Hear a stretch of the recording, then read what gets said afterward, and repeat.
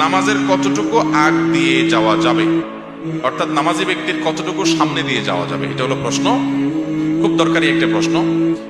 নবী করিম সাল্লাল্লাহু আলাইহি ওয়াসাল্লাম বলেছেন, সালাত আদায়কারী ব্যক্তির সামনে দিয়ে হাঁটাটা যে কত জঘন্য অপরাধ, এটা যদি জানতো যে হাঁটে সে, তাহলে সে 40 পর্যন্ত অপেক্ষা করতো, তারপরও সালাত আদায়কারী ব্যক্তির সামনে দিয়ে ক্রস করতো না, অতিক্রম করে যেত না।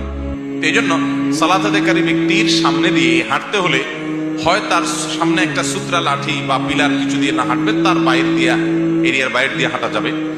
অথবা সালাত আদায়কারী ব্যক্তি তিনি যদি সালাত আদায় করেন, তার সামনে দিয়ে যদি আপনার হাঁটতে হয়, তাহলে তার দৃষ্টির এরিয়ার বাইরে দিয়ে আপনি হাঁটতে পারবেন। তিনি সূত্রা টুত্রা কিছু নিয়ে দাঁড়ান নাই, ভুল করেছেন। উচিত তার কোনো কিছুর সামনে গিয়ে সালাত আদায় করা, সূত্রা দিয়ে দাঁড়ানো।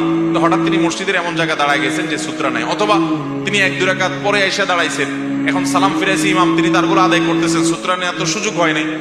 অতএব এরকম অবস্থায় তার সামনে দিয়ে আপনি হাঁটা চলা করা দরকার, আপনার জরুরি ভিত্তিতে ক্রস করে আরেক পাশে যাওয়া দরকার। যদি এরকম হয়, তাহলে সেক্ষেত্রে যিনি সালাত আদায় করছেন তার দৃষ্টি, সাধারণত একটা মানুষ নামাজের সময় তার চোখ কতটুকু যায়, এক কাতারের পরে আরো 1-2 কাতার, এর বাইরের এরিয়া দিয়ে আপনি হাঁটা চলা করতে পারবেন, যাতে করে তার ডিস্টার্ব না হয়। কারণ এখানে হাঁটাটা নিষিদ্ধ এই জন্য যে সালাত আদায়কারী ব্যক্তির মনোযোগ নষ্ট হবে।